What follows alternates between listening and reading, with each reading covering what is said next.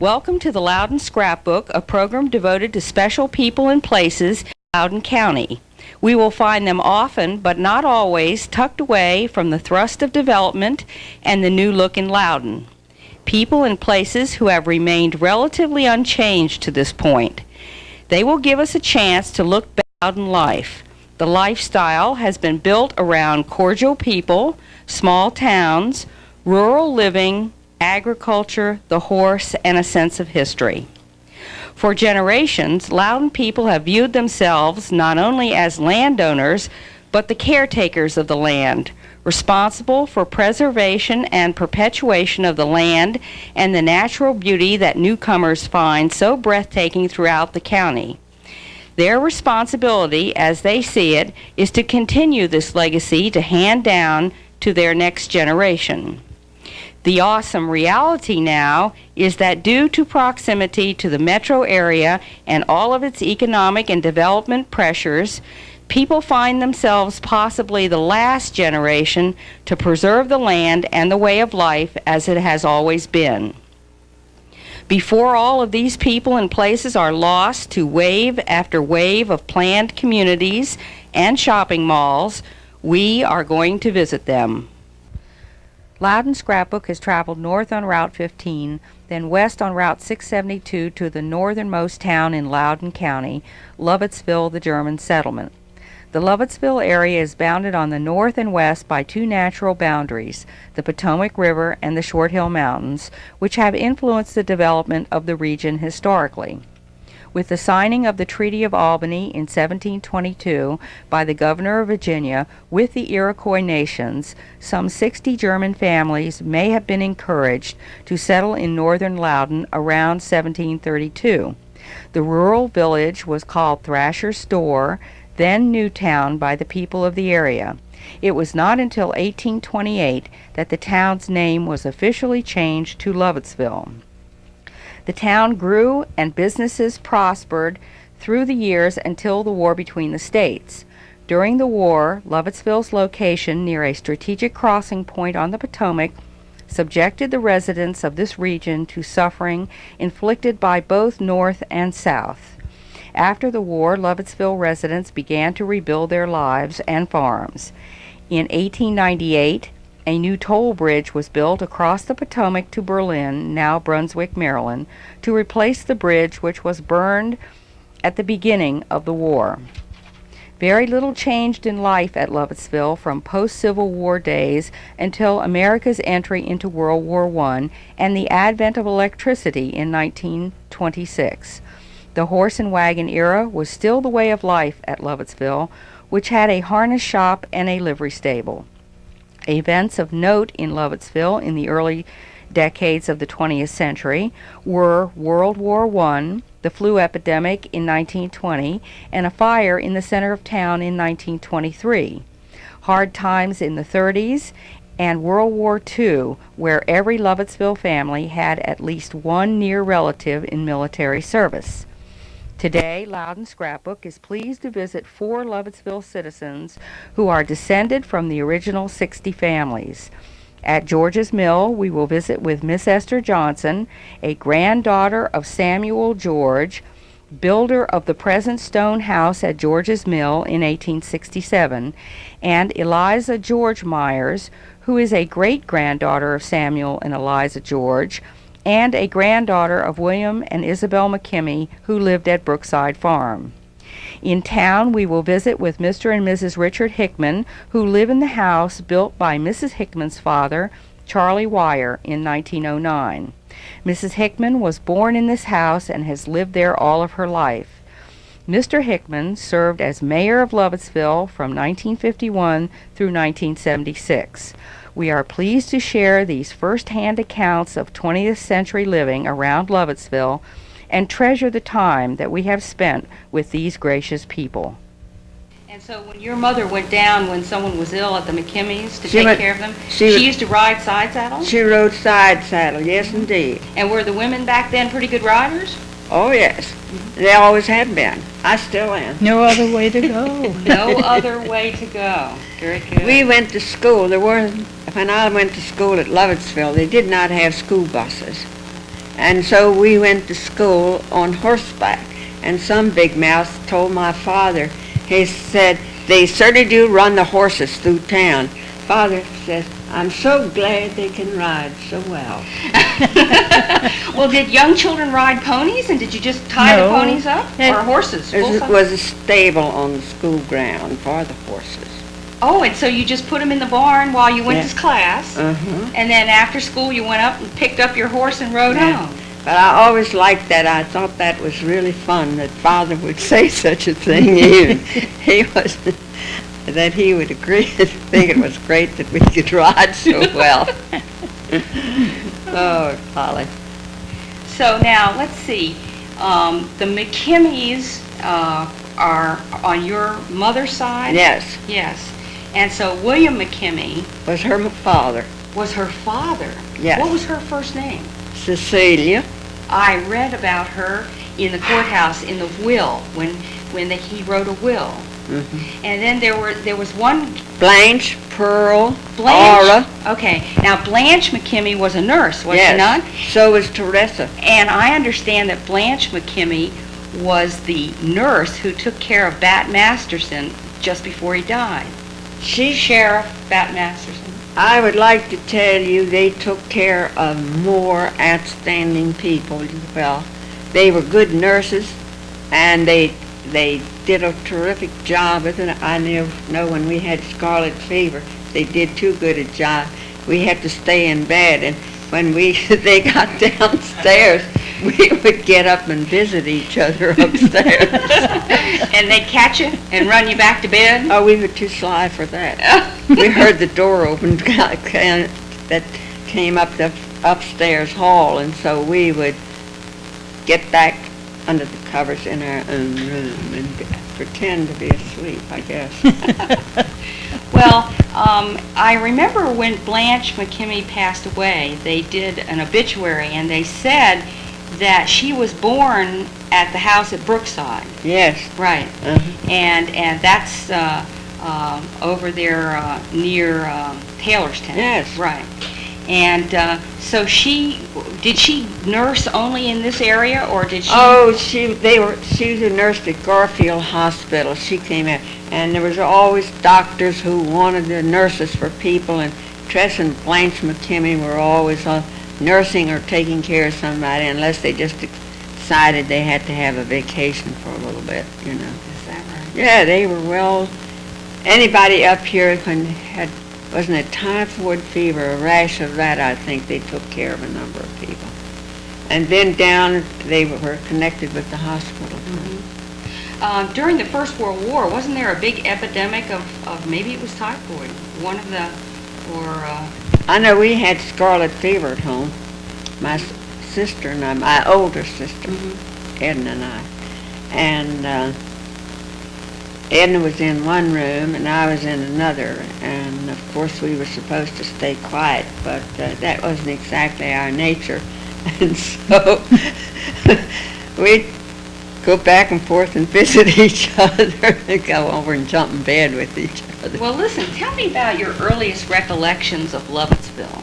Has the town main street changed a lot from the old days? We never called them by any name. Oh, you know As where far as I know. McLean's store is? Yes. All right.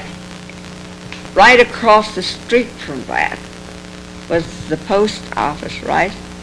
And then, before Souders built their houses, there was a whole row of houses that brick and a store there. Do you remember Amy's store? Sure. You remember he came out with a bag of candy, sweets to the sweet? Yes. Now, someone told me that on the road to Brunswick, when you went down to the bridge, that they used to have stables there for people to put part of their teams when they crossed the bridge to Brunswick. Do you remember anything about that? No. No. Do you? I don't Which side of the road? I think it would be on the left side of the road. Yes, because I know we would go down there and we had to cross the bridge and we'd walk across. It was a toll bridge. Yeah, It was a toll bridge. And 10 cents to walk. 10 cents to walk. They ought to pay you $1 to walk across there with and I know I used to go across it, and I was a little bit skittish about it at first, as I remember, because you'd look down through the cracks in the floor, and I was afraid there might be a crack big enough for me to fall through. Well, I understood that when they used to haul freight into Frederick, that they used to have 6 and 8 horse teams. Oh, yeah. And when they get to the bridge, they would be charged for each horse that crossed the bridge. I think that's right. So they unhooked 2 or 4 or 6 horses and put them in the barn there, and they had to pay somebody to put them in the stalls there. And then they drove the freight. Since the bridge was flat, 2 horses could pull the whole load, and they took them over and they saved themselves some money, right? That seems logical. Yeah.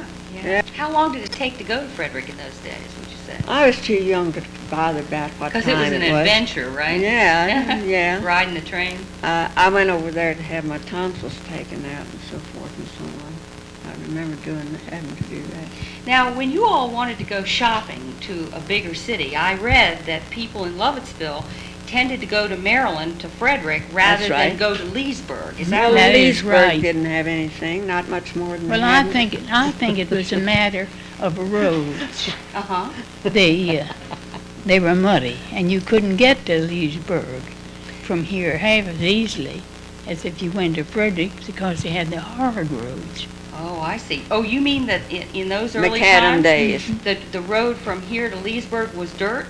A lot of it was, yes. And it Peonia Spring, you could hardly get up. And The Lovettsville had no macadam roads, did they, way back there?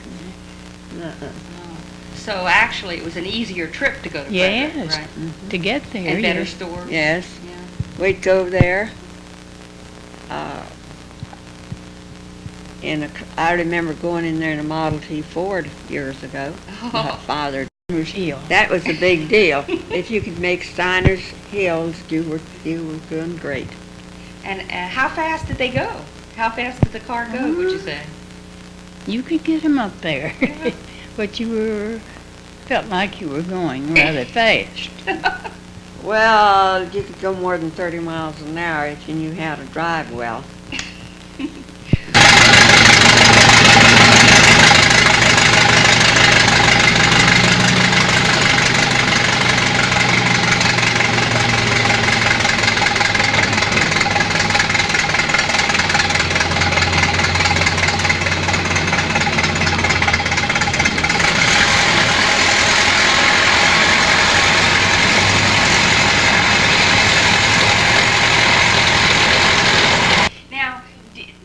This was a working farm operation. Did they do yes. cattle and Yeah. raised horses and Sure. grain crops, that kind Yeah. of thing? And as young girls, did you all help in any way, or was it mostly a man's job? I milked. Did you really? Yes. Oh. I like to milk. I'd rather milk than sew and had a needle. Uh-huh, uh-huh. Is that right? And did they have to milk? Well, no, cows. 5 was my limit. Cows. We didn't have many dairy farms around in this area, Uh-huh. but they have increased in number in more recent years. Yeah, right. People have, it became, milk would go to Washington, I think. Mhm. So a lot of people engaged in dairy farming. Parson Hickman, for instance, and so on. Well, listen, I have to ask this question because I asked Miss Anna this question, and anytime I'm lucky enough to talk to people who have been a witness to a lot of the history in this century, what would you say is the most significant historical event that happened in your lifetime? Now, I asked her for... Now, Miss Anna told us the most significant thing in her lifetime that she recalled was the outbreak of World War I. She said that had a big impact. Oh, good golly, when the guys came back, I can tell you about that. Okay, tell us about when the guys came back. Out in Lovettsville in the Reformed Church, Uh-huh. they had a flag up on the side with stars on for each person in that church who was in the war. Do you remember that? Yes, and I remember we had a little parade. Yes, afterwards. But I was the one who had to go up and unfurl that thing. And so I remember a few Now, things. And was this a star for everybody who was in the war Yeah. or for people who were killed in the war? this was people who were in the Were in the service war. at that time. Mhm. And then when the war was over, oh boy, the town all got ready. And you know where the Masonic Hall was? Next to McLean's store, that brick building that stands in the street there. Well, they had a big thing then. They had, food, plates of food for people, and everybody came, I know, and everybody went because the war was over and celebrated. And they had a parade rejoicing. out in the street. Don't you remember Yeah, that? yes. Well, why don't you talk instead of me? Well, were any members of your family in World War I? No, No, skip that one. because their ages Had missed Yeah, that they era. missed it. Yes, Yeah. just missed it. Oh, wow. Now, do you recall talking to any members of your family way back when you were children who have any recollections about the war between the states? My mother did. Yes. What can you remember anything she might Well, have told you? she talked about when the soldiers stopped there one night. They were going through here burning. And she was, well, I don't know how old, but in the cradle. Said all night long they milled around the cradle. And while her mother and other family were feeding them. Yes. And they had carried their things out. But then they decided when the generals or the officers came that the barn was too close to the house. So they carried it back in. Oh, I see. Now, I read in the history of Lovettsville that depending on at what point in the war it was, that sometimes the northern troops were in this area and sometimes the southern troops were in this area. Well, you see Harper's Ferry is just up over Right. And Yeah. they used the crossing there at Brunswick as a Yeah. major military crossing, right? Yeah. Did your mother have any recollections of any hostile troops on this farm? Well, yes, they were. My aunts, they had heard from some of the officers that were encamped there on their ground in later years, inviting them to their reunions. Is that right? Mm-hmm. Is that right? That was Aunt Grub.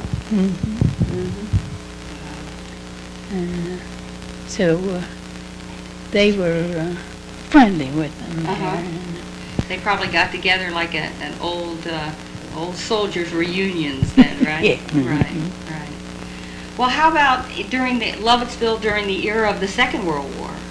Do you have any recollections there? a good many of the young men went Mm-hmm. in that war, but I don't think any that they were No, really in their family. The First World War was Ray Beck was I one. know. And who else do you remember? I remember with many of the boys that. Well, you that see, went you in were that. older. I know Now, that. was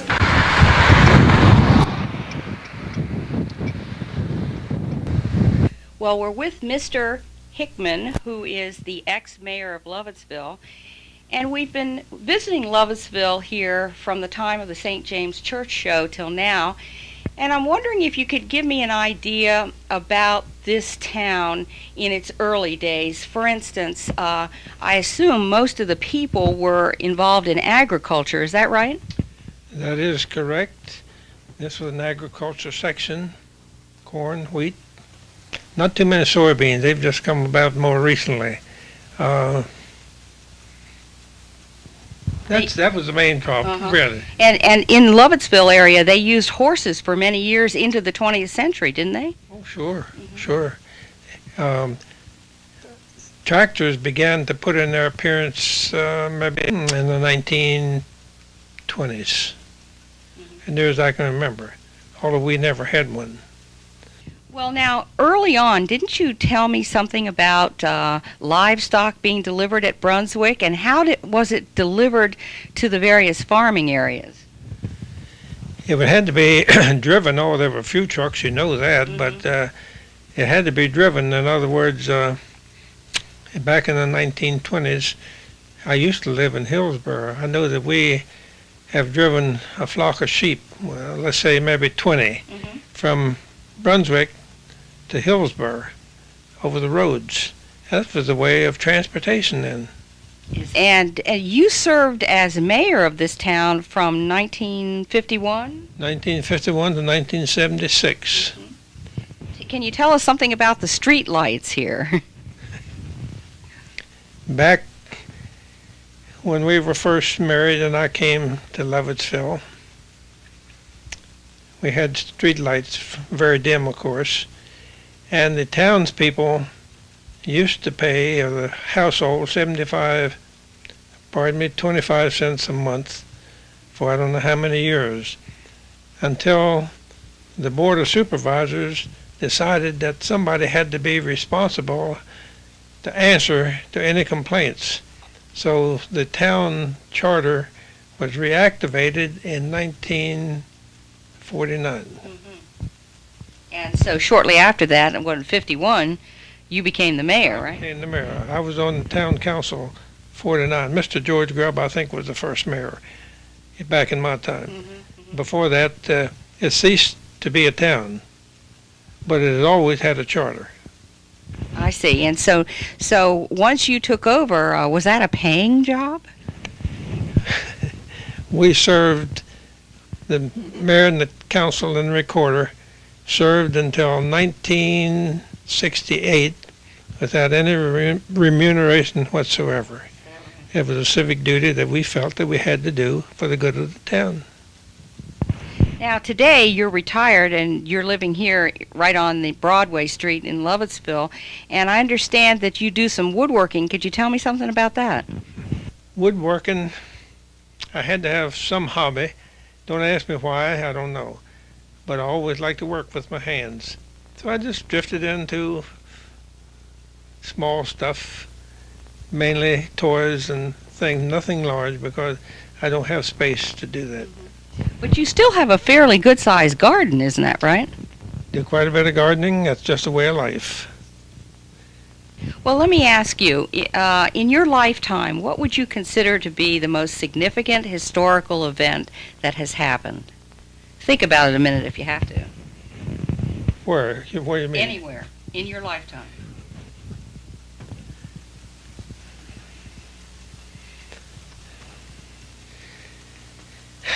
I guess I should say I was married when I was 30 years old.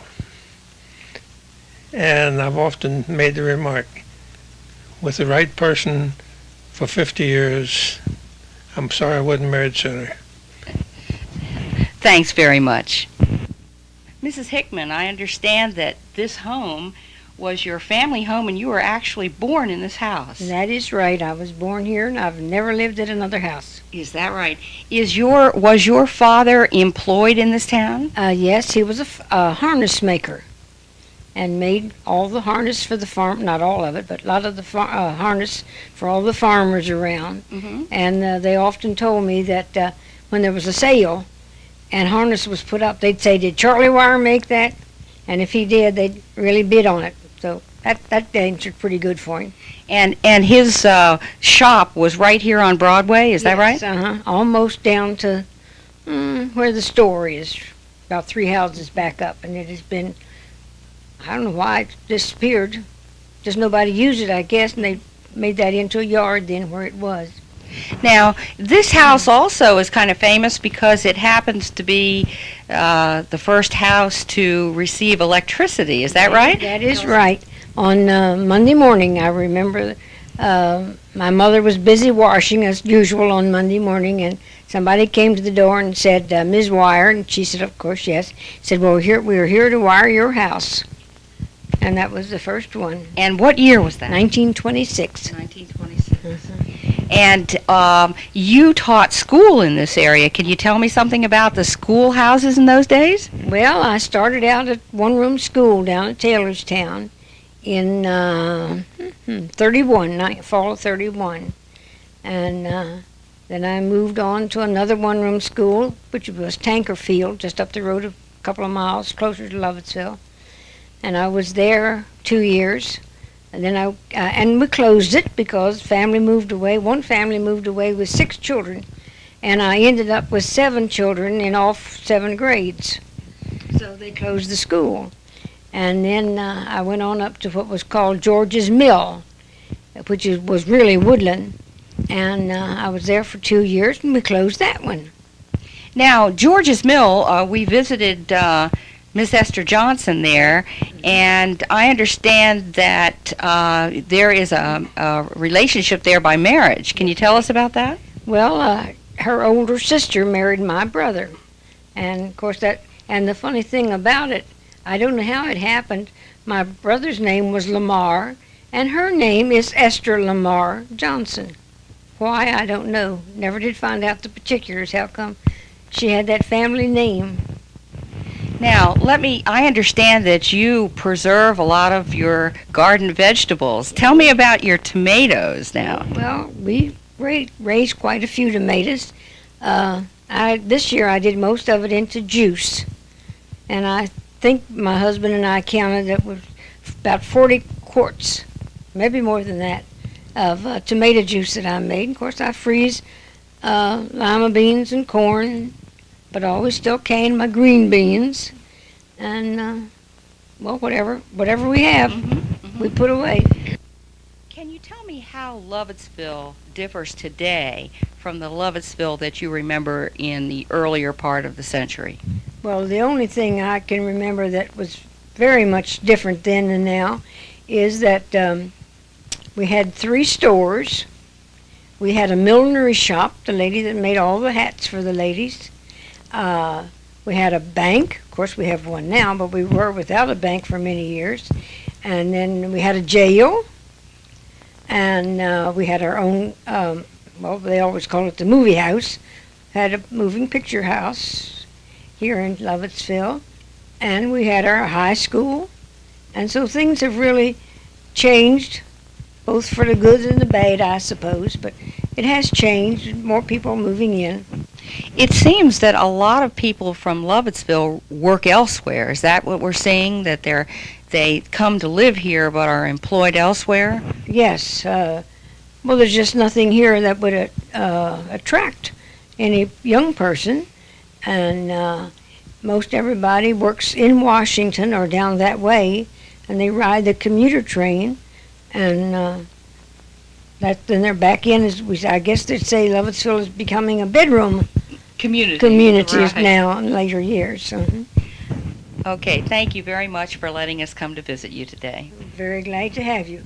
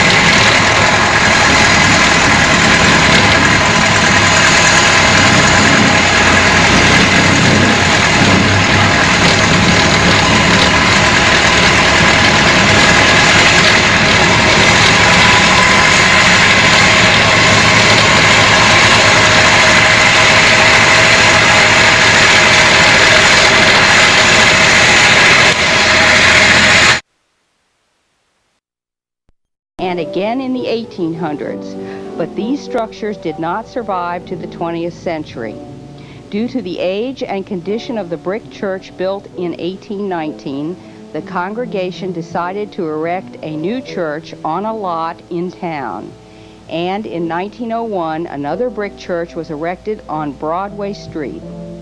This church has served the community's spiritual needs for over 250 years, over 9 decades in the present church building, and is the oldest church of German Reform origin in the tri-state area of Maryland, Virginia, and West Virginia.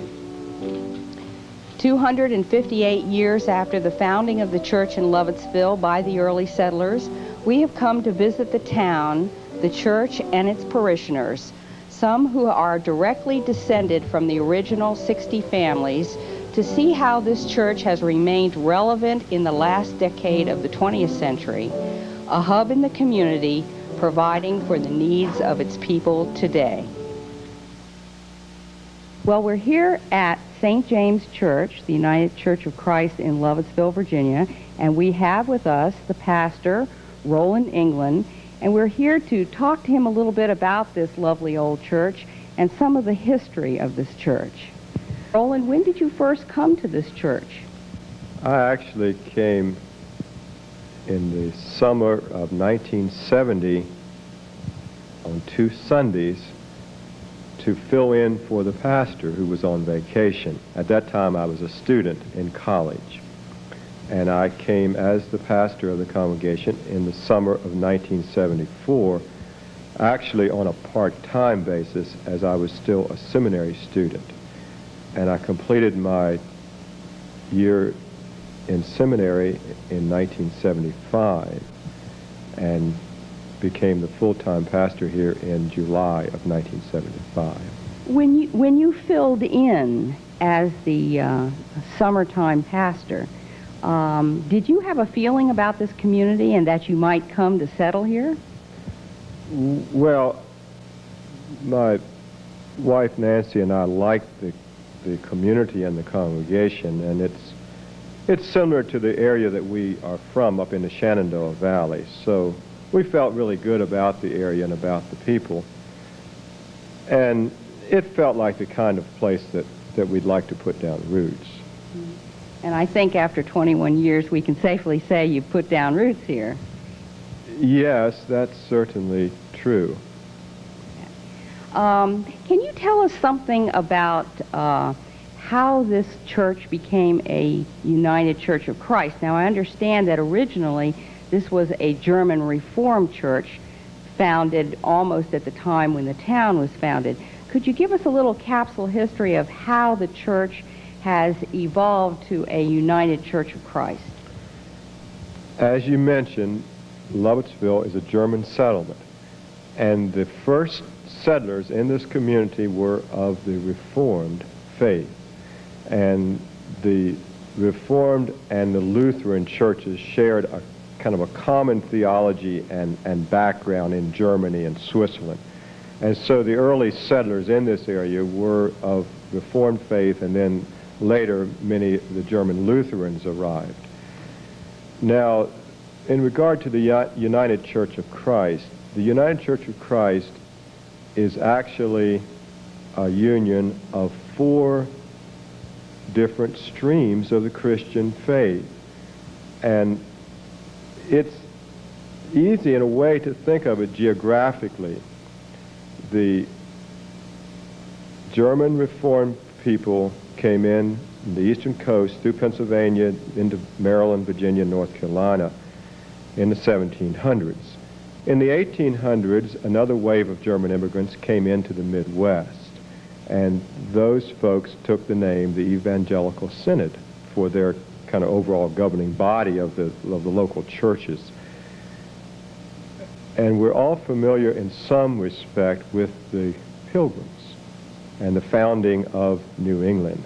And the English Congregationalists, which became known, which were originally Pilgrims,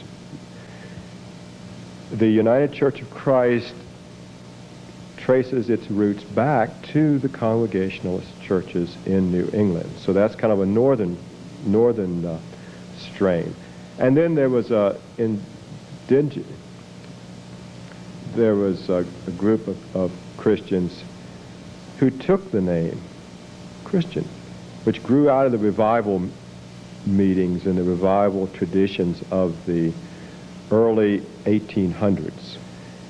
And some of these Christians just took the name the Christian Church. And then in the 1930s, the New England Congregationalists, which by then had spread to many parts of the country, and the Christian Church, which was predominant probably in the South, like in Virginia and North Carolina, they joined together and became the Congregational Christian Churches. And the Evangelical Synod of North America, headquartered in the Midwest, and the German Reformed Church in the U.S., which had its roots basically in the Eastern Coast, joined together to become the Evangelical and Reformed. And then in 1957, the Evangelical and Reformed Church and the Congregational Christian Churches joined to form the United Church of Christ. Oh, I see. Well, we're just so privileged to be here in this building. We'd like to ask you a few questions about it. We know that it was built in 1901, and it certainly wasn't the original church for the congregation, because that, in fact, goes back more than 250 years. But could you tell us something about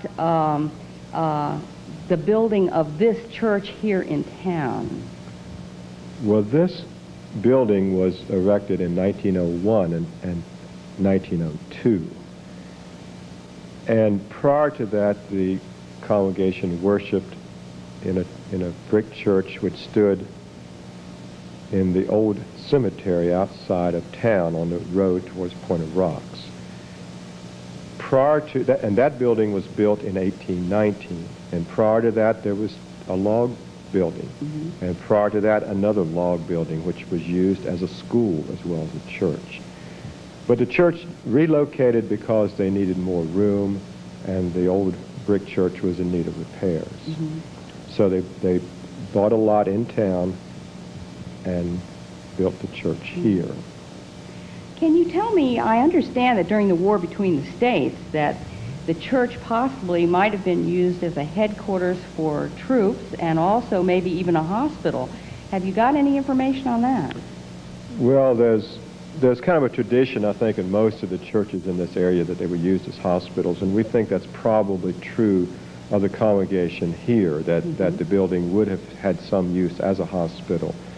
We don't have any records that confirm that, Right. but it's very likely. And as far as headquartering troops, I don't really have any real substantial evidence of that. Okay. Now, the stained glass windows in this church are just such lovely things. When were they put in? They were given in memory of loved ones in 1940. And as you look around at the windows, you see the names of many of the old families that were part of the church, really going back into even to the 1730s. Now, we noticed that the pews in the church are very solid white oak, and we wonder, to your knowledge, would you say that these are the original pews that were in this church, say, perhaps in 1901? My best guess is that would be the case. And as you know, they are lovely pews and very comfortable to sit on, if church pews can be comfortable. Well, this church, the St. James Church, is the oldest continuing congregation in Loudoun County. This church was founded 43 years before the founding of the country. And we wonder, as this church has passed its 250th anniversary, if you can give us a feeling about how it was to achieve such a landmark and what the church offers to people today. Well, we really enjoyed celebrating our 250th anniversary, which was back in 1983. And we had a lot of people come back to the church that hadn't been here for a long time from out of the community. We opened up the cornerstone and took out a lot of mementos that were placed there in 1901, and then we had a ceremony where we put many things from today back in the cornerstone, a coin set from today, a Bible from today, various artifacts that someday people will open up and treasure. So that was kind of a high point of our 250th celebration.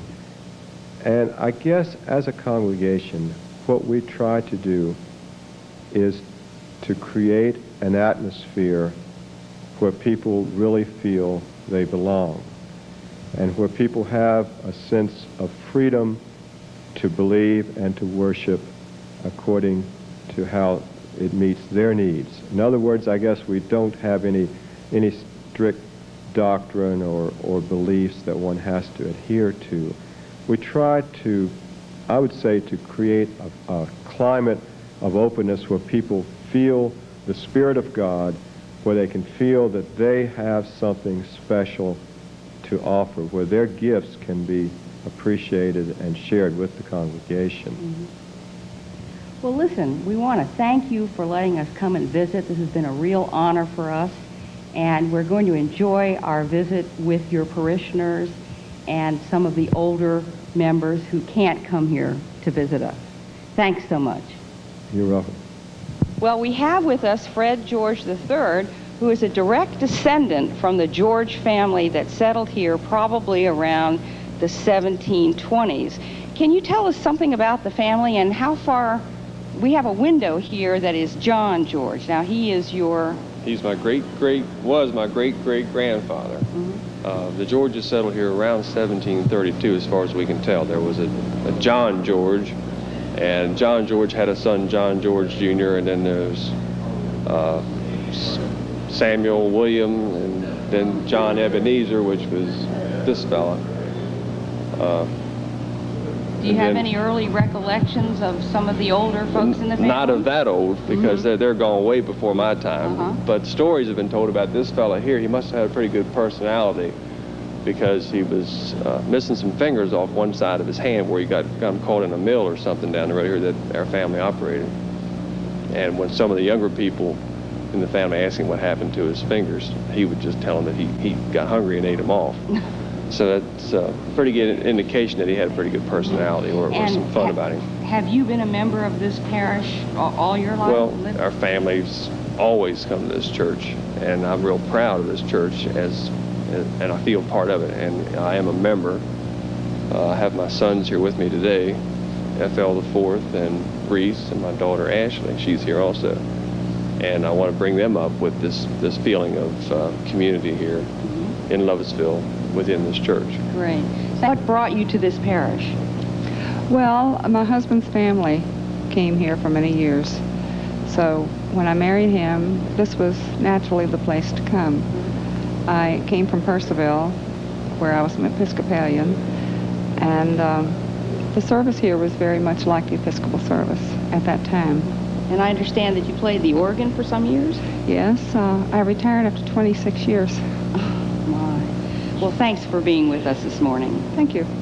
Now have Marguerite Mentzer with us, and she came to the area in the 40s and joined the church in the 60s, and she remembers something about a Thanksgiving dinner. Can you tell us about that?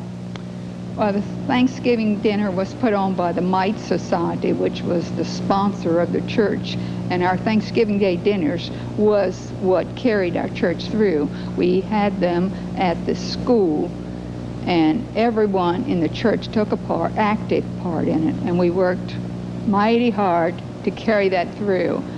As a young person, fairly young person, do you find that the changes have been, I take it that they're a little more informal now. Do you find that comfortable? Yeah, there's a little bit more relaxed, you know, in terms of the approach of worship, and people are more, they're just more free to be themselves, I think, you know. Great. Well, listen, thanks for being with us today. Okay, thank you. And you tell us how you came to join this parish. Well, I was raised in a Church of Christ, growing up in southwestern Virginia. And when we came to this area, there was no churches of that faith. And I noticed the sign out front that said United Church of Christ, and decided to give it a try. And once I got in, I found that I really liked it. It, for one thing, recognizes the value of women a lot more than the way I had been raised. Women are a true working spirit on equal basis with men here, and have a lot of active participation in all areas of the church. Right. Well, we have with us now Martha from Martha's Village Inn. in Lovettsville. In Lovettsville. I come to this church just because I love it. It's part of the community, and I want to be part of the community. And that's very important to me in how I practice my religion, my spirituality. Judy, can you tell us something about this unusual painting that's over the altar? This painting doesn't usually hang there. What we've had is a series of programs that have to do with the arts over the last few months. And Reginald Pollock, who's a famous painter living in Loudoun, came to speak to us about his spirituality and art. He brought this painting along, and one of our members had the nerve to ask him whether he would lend us this painting for a month. It looks like simply waves of color, but it has ascending and descending angels in it, and having to do with Jacob's ladder, and has been an exciting thing to have here for a month. It's part of, and I think Taylor's had a lot to do with this, the influence of trying to understand what the spirit is in life. And that's been my part in it, but he's had more to do with it. Well, do you think you might be setting a precedent here with art, that maybe various people will contribute pieces from time to time? Because it seems like a great way to participate with the congregation. I certainly hope so. I think Loudoun really has a treasure in artists and musicians, performers, and we've had dreams or talked for a long time about trying to tap into this, and especially because I really believe that the source of art lies, deeply rooted in our spirituality, and I think it's really great that we're able to see some of the work that people in Loudoun have done, and I don't know that it's so important that we have it to keep, that people donate it, but I'd just like to see us be able to share that they offer it for public viewing, and that people know that they can come here from time to time and learn more about the tradition of art in our community. We've had Henry Taylor read some of his poetry to us. We had the music today. We've had another music program. We're going to have drama next week. Roland really encourages people to take hold of the pulpit and do things that manifest the spirit. So that's been a real joy for us. And also, some of the artists are members of our congregation, and others are not. Dave Staten, for instance, who's a member of the congregation, is a painter and sculptor who lives here in Lovettsville. But we also hope to invite others, who they don't necessarily have to be to have a membership in this particular congregation, but just to feel welcome to come here and share their work. That's what we would like. Well, this is such a historic church, and just doing this piece on it, we have learned a lot about the history of this area. What does it mean to you folks as parishioners here to know that this church goes back to before the beginning of the country? Well, to me, it's really interesting. I think I came in touch with the history of Loudoun, and especially this area, when I read Russell Baker's Growing Up. And he talked about Morrisville, and you came to realize what had been the underpinnings of this county. Right. And I think this church in the center of Lovettsville represents that to us. So we feel we're coming to a town that has a history and a future when we come to the center here. Really, really. Well, can you tell us how you came to the church? Well, I've lived in Lovettsville for 3 years, and during this past winter, with the war going on over in the Middle East, I felt a need to come to the church, and it's been one of the best experiences that has happened to me. The warmth of the congregation, without any questions asked, made me feel comfortable and helped a great deal. And I've gained a sense of community. I think people move out to this area because they like their space. But at the same time, you need to balance that with some type of relationships. And the church has offered me an opportunity to meet all kinds of people, to know who lives in those houses that you drive by. Right. And it's just been a wonderful experience. Right. Is there anything especially about this church that you find very appealing?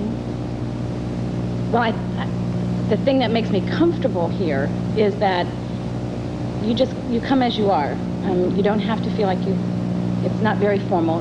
it's informal. You come dressed as you want to come. The reason we came to church here in the first place was my son. He was looking for a Sunday school.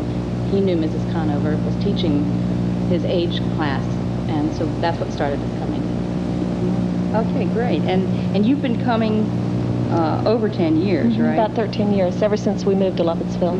Well, what does this church mean to you and your family? When we first came here, I was raised as a Catholic, and very large, ornate churches. And when we came in here, it just gave me a sense of serenity and peacefulness, and the people were very friendly, and would greet you on a one-on-one basis. And I felt, I guess I didn't feel so alone being here as you do in a large church, where you don't know a lot of the people. And people went out of their way to get to know you and to make you feel welcome and at home. Great. We're at the front door of the St. James Church, and we have with us Bryan Mullins, who is the reason why Loudoun Scrapbook has come to Lovettsville and the St. James Church. Bryan, can you tell us, as a young person, what it means to be part of this very old, very traditional congregation? Well, Kathleen, when I first started coming here, which was, a very short time ago, I kind of came here with some friends and just came here to see what kind of church it was like, because I wanted to go to a church, so I kind of went to, some others and saw what they were like. And when I came to this one, it hit me particularly with a good feeling of just a warm, personal church. Many churches I've been to, I would go there and I felt left out or not accepted, maybe because I was new, maybe because I was young. But when I came to this church, I immediately got the, hey, what's your name, the handshakes, the pat on the backs, and people wanted to know me and didn't want to know my maybe financial situation or anything about me, just what I was like, what I could share with them about me. And it was a very wonderful thing to come here and have everyone just accept me for what I was, and being a young person, there wasn't much. And but one thing I also liked about the church was that just the scenery around the church, because it is so old, and we were talking about this a little while ago, the beautiful stained glass, just a marvelous warm feeling, the light, using light to its best advantage, having the stained glass produce beautiful colors and people coming around. And I think that that helps to set the mood of the church, of it being a warm, friendly church. And that's probably one of the biggest reasons I came here. Plus, just people are always constantly helping me out here. So we've got a nice little volunteer group together that always comes together, and it's very friendly, very family. We're here at George's Mill, which is just outside of Lovettsville. It's the original home of Samuel George, and we are privileged to have with us two of his descendants, Esther and Eliza. And we're here because we visited the church at Lovettsville, the St. James Church, and we have some folks here who actually remember the church that's located in the churchyard, which was built in 1819. Can you tell us about that church? Well, all I remember, it was a brick church with just one door.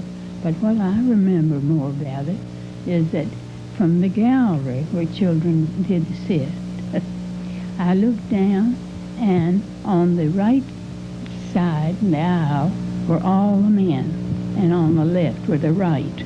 And I couldn't understand that. And afterwards, when I asked, they said it was in case of an attack, the men would be assembled and could get grouped together in defense. Is that right? And all the time you attended the church, did they always sit like that? They did in that church. But after they moved to Lovettsville, they changed that. Now, do you remember the church in the cemetery, or only the one? No way. What do you remember about the church in Lovettsville?